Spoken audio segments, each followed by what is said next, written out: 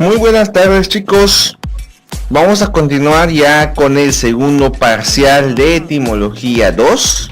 Continuamos con los aspectos de la escritura griega y su forma de leerlo. Vamos a tomar apuntes, vamos a llevar a cabo una pequeña explicación de ello. De hecho, vamos a recordar cosas que ya hemos visto, pero en latín. Así que no va a ser tan pesado, no va a ser tan diferente. Vayan aprendiéndose lo que son las escrituras y las letras, porque en la siguiente clase seguramente lo vamos a hacer en línea, así directamente en un salón grupal, y voy a hacer actividades ahí para que ustedes vayan practicando lo demás. Bien, el tema que vamos a ver hoy son las funciones sintácticas y los casos griegos. Y si se acuerdan muy bien de los casos, creo que esto no va a ser tan difícil para ustedes. Bien, vamos a comenzar entonces y vamos a mencionar los casos.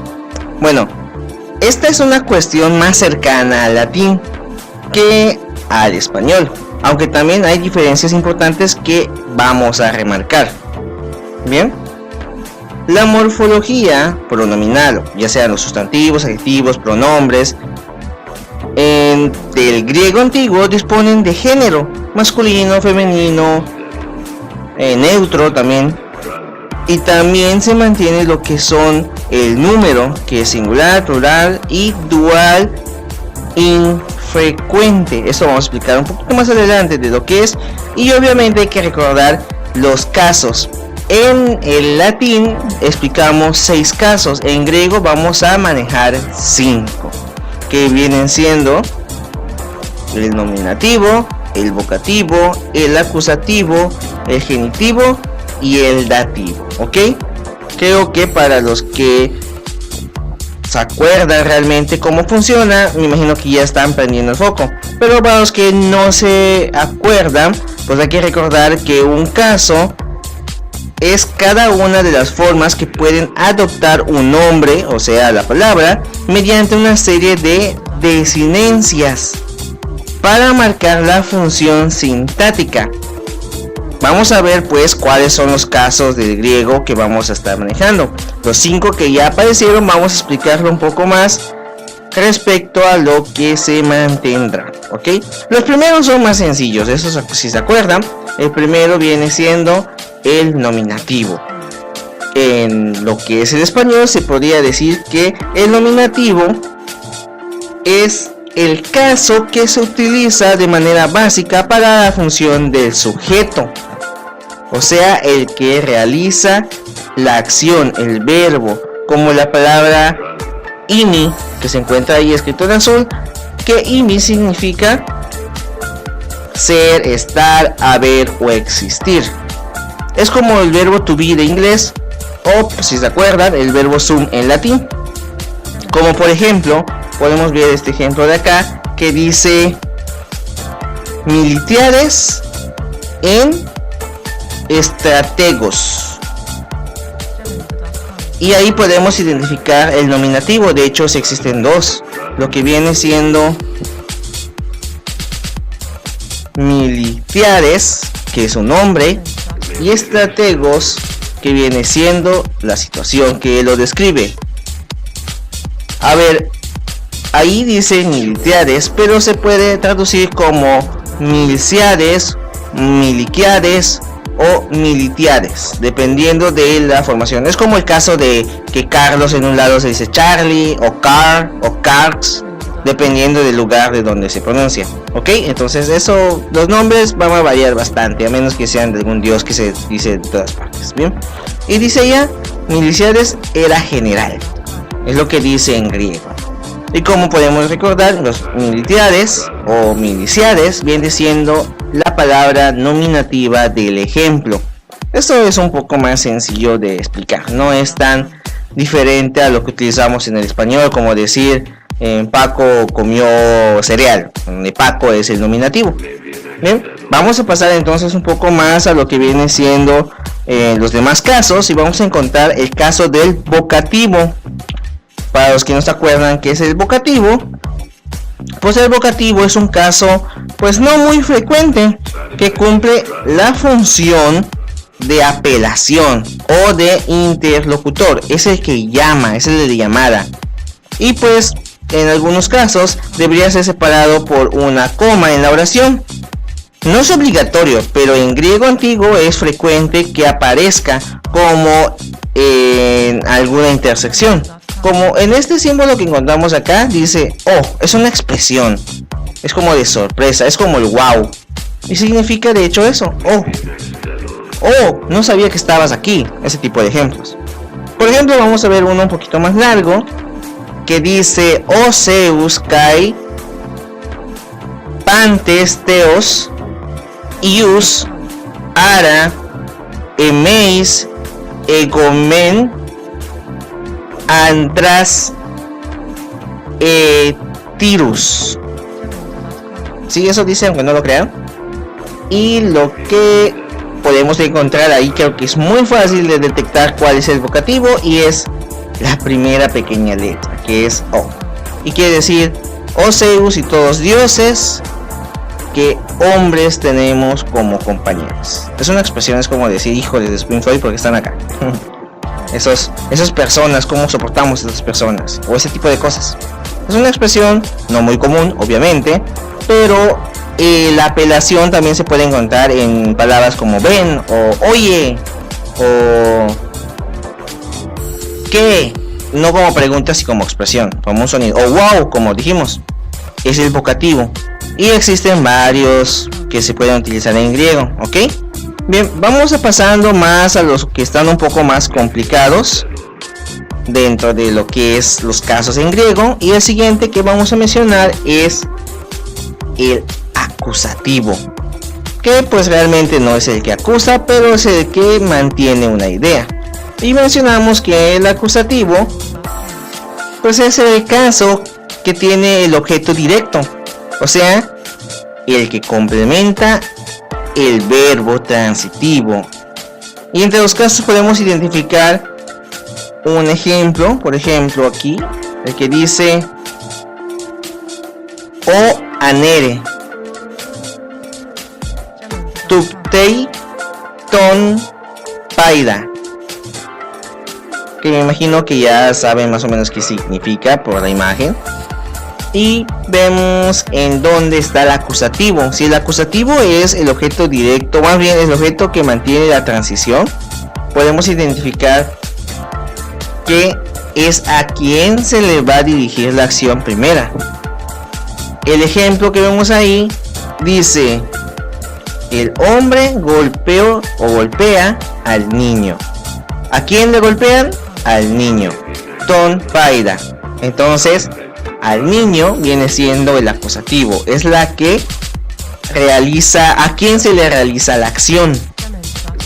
Recuerden esa palabra, ton, porque esa palabra también lo vamos a ver en otros casos en donde incluso podría no ser acusativo, porque es un artículo.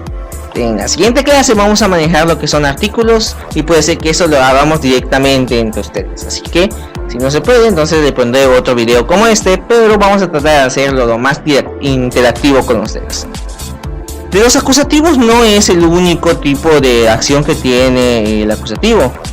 También puede aparecer como una preposición y cumple la función tanto de complemento circunstancial que como el objeto directo.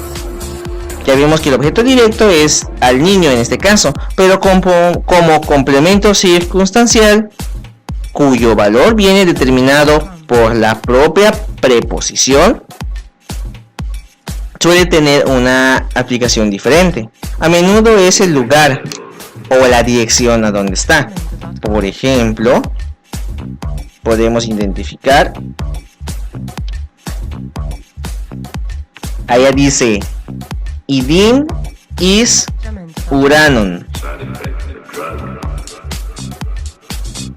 y en español pues vamos a ver qué es, pero vamos a identificar lo que es el acusativo como complemento circunstancial, o sea, hacia dónde. La pregunta es hacia dónde o a dónde. A dónde si el ejemplo es Idin is Uranon, Uranon, ahí pues pensarán mucho que es el nombre del planeta, sí es correcto, pero no es por eso que está ahí. Tampoco es por el nombre del dios, que también se llama Uranon, pero acuérdense que tiene otras derivaciones. Acá la palabra Uranon le estamos dando el significado de cielo. Y pues ahí dice, mira hacia el cielo. ¿Hacia dónde? Y la pregunta, hacia el cielo. Entonces, el cielo viene siendo el complemento circunstancial. Eso vayan anotándolo, vayan encerrándolo, poniendo una pequeña notita ahí. No es necesario que copien todo lo que aparece en las diapositivas, pero sí las notas o pie de nota, pie de imagen, que les ayude a comprender por qué está estas cosas. Y sí, también is, que se pronuncia is, no eis. Is es también un artículo, así que eso lo vamos a ver un poco más adelante. Bueno, ya mencionamos que el acusativo tiene el caso, bueno, este caso tiene una función como objeto directo, como el caso de al niño, ton paida, o tiene un complemento circunstancial como el cielo, is Uranon, pero también puede aparecer sin preposición, como con funciones distintas al objeto directo, que vamos a estar aprendiendo con la práctica y en niveles un poco más fuertes que se formamos en la teoría. ¿Ok? Entonces, eso lo vamos a mencionar más adelante. Vamos a continuar con otro tipo de caso. El caso de este caso va a ser el de el genitivo. Para los que no se acuerdan qué es el genitivo, si no se acuerdan, chicos, también hay apuntes del cuatrimestre pasado, prácticamente es las mismas funciones, pero en el caso del latín, pues estos vamos a hacer en griego, y decimos el genitivo cumple de forma básica la función de complemento del nombre. En este caso vamos a identificar que no lleva preposición. Por ejemplo, dice y solonos nomi. Bien, ahí nomás voy a mencionar que hay un nombre y me imagino que lo identifican porque los nombres, incluso en griego, siempre iniciaban en mayúsculas. Y ahí vemos la única palabra que está en mayúsculas, que dice solonos. Dice y solones nomi, que significa, bueno, ahí vamos a significar el genitivo primero, que dice que es el complemento del nombre y no es y, es dentro de esto. ¿Para qué servía el genitivo? ¿Alguien se acuerda para qué servía el genitivo? Es para referirse a propiedad, en este caso de solonos. En este caso la palabra o lo que significa dice las leyes de Solón, y solonos, ahí como os aparece, es Solón. Hay reglas gramaticales que dicen que las últimas dos letras de la palabra va a desaparecer, por eso ahí dice Solón y no solonos, pero eso lo vamos a explicar más adelante, ¿ok? No coman ansias, y a lo mejor lo hablamos interactivamente y vemos cómo lo pronuncia. Bien, ya teniendo en cuenta esto de genitivo, hay que también manifestar que el genitivo en griego puede cumplir otras funciones, que también no tienen preposiciones, y puede ser complemento obligatorio de determinados verbos, similar al objeto directo pero en genitivo. Vamos a ver un ejemplo. Por esta parte dice G vosos efato ton antropon. ¿Se acuerdan que era antropon? Lo usamos en palabras como antropología, o filántropo, o licántropo. Antropo significa hombre, y dice en vosos efato, ton, anon, tropon. ¿Dónde está el genitivo? Si alguien lo recuerda, dice que es un complemento obligatorio. Entonces quiere decir que es la propiedad de ¿quién? Si hace un rato eran las leyes de Salomón y mencionamos oí Solonos, que es de Solón, ahí vamos a leer ton antropon, que viene siendo el genitivo. Y dice, ahora bien, a los hombres. Y menciona aquí, la peste atacó a los hombres.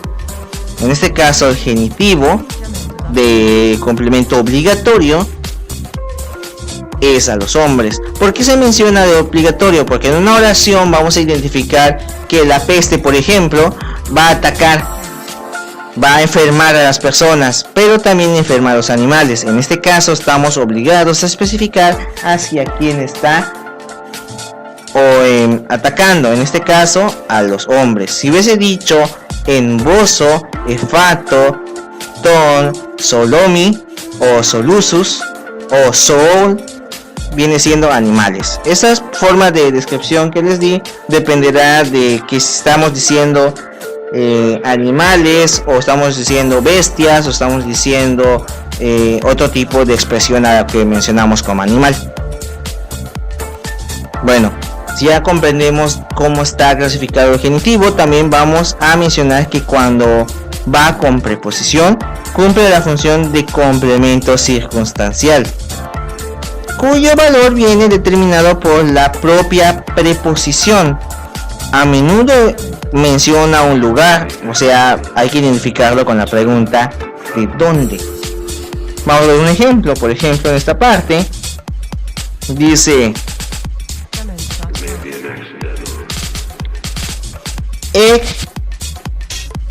Girón,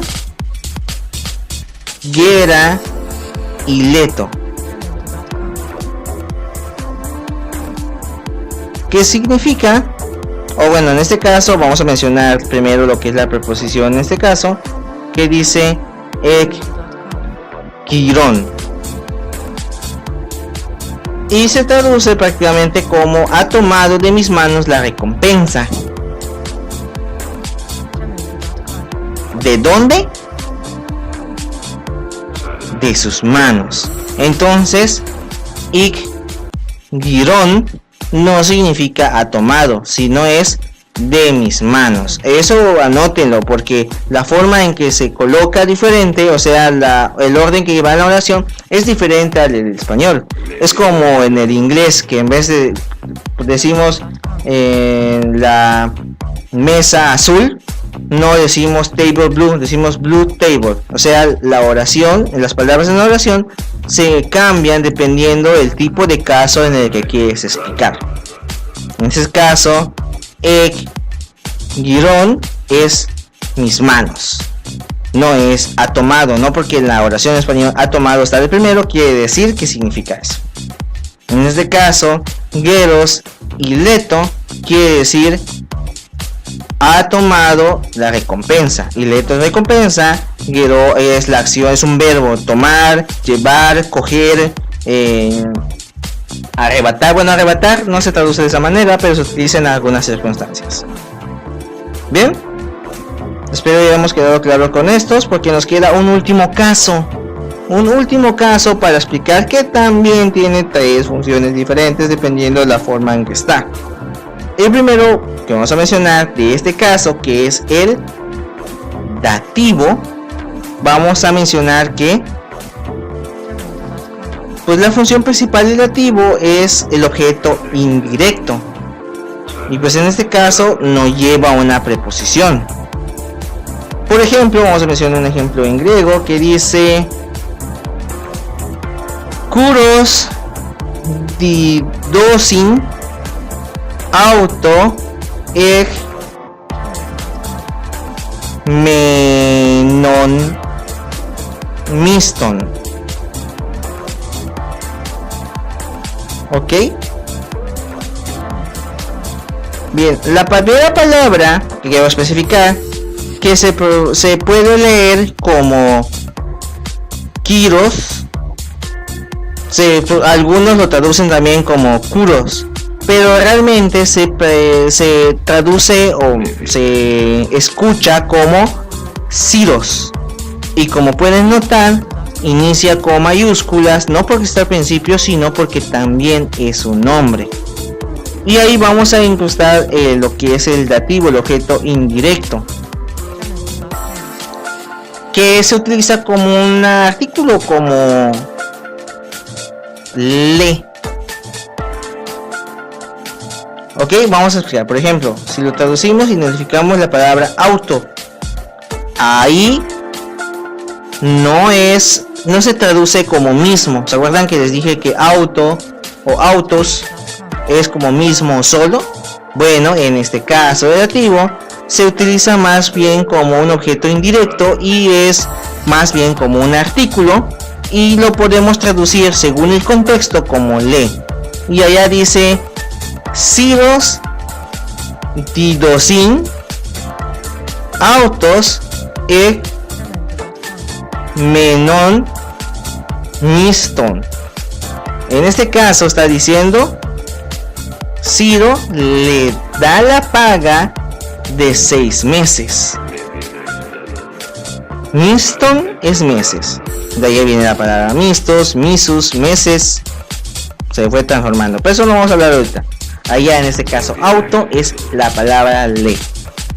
Kiros dinosin auto es Kiros le, o en este caso si lo traducimos literalmente sería Ciro paga le de 6 meses.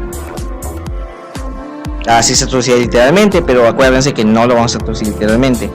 Chicos, traten de evitar utilizar Google Traductor, porque Google Traductor a veces no identifica algunas palabras y lo traduce literalmente, y me van a terminar traduciendo como Kiro paga mismo o Kiro paga solo 6 meses del mes o 6 meses de mes. Entonces, sí, acuérdense de no utilizar tanto eso. Bien, entonces, si utilizamos el dativo, ahora vamos a pasar con lo que viene siendo una pequeña función. Pues tanto con o sin preposición cumple la función del complemento circunstancial, cuyo valor depende del contexto. Acuérdense de qué estamos hablando, a menudo como un instrumento, o de la preposición cuando la hay, a menudo como un lugar en donde o una ubicación.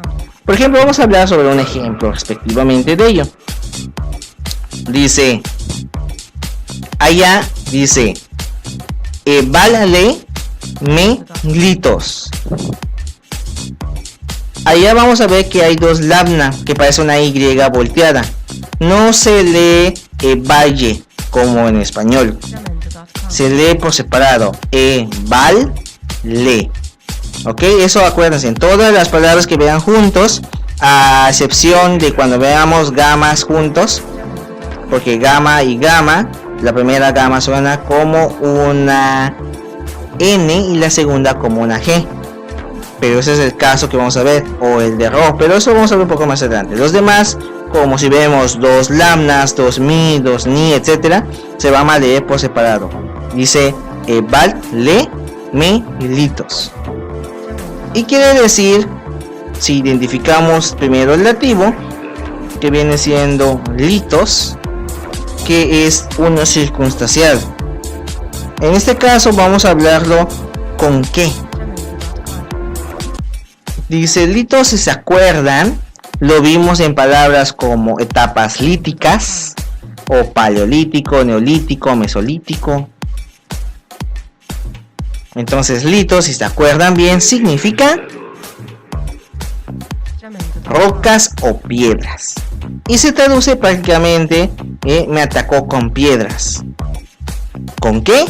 Con piedras, y ahí utilizamos el dativo. Entonces, con piedras viene siendo este. Si se dan cuenta, ahí no hay ninguna preposición. Si no, sería algo como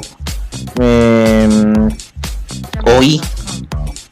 Sería vale, me oí, litos. Que no es correcto escribirlo.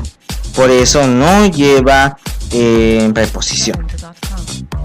Y por último, otra función que tiene el dativo es que, igual que en el genitivo anterior, el dativo sin preposición puede ser un complemento obligatorio de determinados verbos, de algunos verbos, no de todos.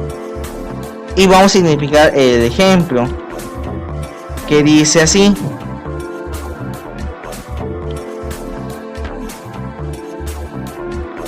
toys. En este caso, escuchen bien. ¿Han visto la marca que parece un osito que se pronuncia toes? Pues así se lee eso, toes, como una U terminando en I. Toes, no toys. ¿Ok? Toes. Toes, nomos. Allá la EI es un diptongo, acuérdense. Pi, toes. Suena como algo realmente extraño, pero es lo que dice. Entonces, toes, nomis, pito. Bien. El diptongo EI suena como I, el diptongo OU suena como U. Como U. Pitu, no pito. No voy a decir eso, es pi, tu. Que parece una U francesa, como hace U. ¿Ok? Y ahí identificamos la complemento obligatorio, que viene siendo el de la...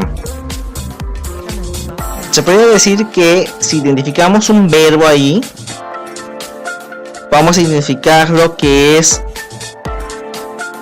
la última palabra, pitu, que se podría traducir más bien como seguir u obedecer. ¿Y a quién vamos a obedecer? Pues dice ahí, obedece las leyes. Entonces identificamos la preposición o sin ella, pero en este caso sí lo identificamos. Se vuelve algo complementario obligatorio, en donde la primera palabra tus es las, nomis es leyes y pitu es obedece. Entonces ya dice obedece las leyes. Espero haya quedado claro. Vayan practicándolo, porque más adelante, si no sé en el modo, se lo voy a mandar por WhatsApp, no sé por dónde voy a empezar, les voy a mandar un vocabulario de verbos en griego para que empecemos a practicarlos. Y pues al principio les voy a pedir que lo transcriban, pero eso lo vamos a hacer un poquito más adelante, para que vayan viendo cómo se va a pronunciar. Ya tenemos las reglas gramaticales, les voy a dejar acá en recomendaciones, y en lo que viene siendo nuestro tipo de las letras, el tipo de pronunciación cuando son diptongos y todo. Así que por favor hagan un repaso, porque poco a poco vamos a estar entrando más a lo que viene siendo el uso de la gramática en griego. Ok, por mi parte, por esta parte sería todo. En la siguiente clase vamos a ver los artículos, ya sea el artículo definido, el artículo griego, los palabras que llevan sin artículos, etcétera. Por mi parte sería todo. Nos vemos en la siguiente clase. Que tengan una bonita tarde. Jamendo.com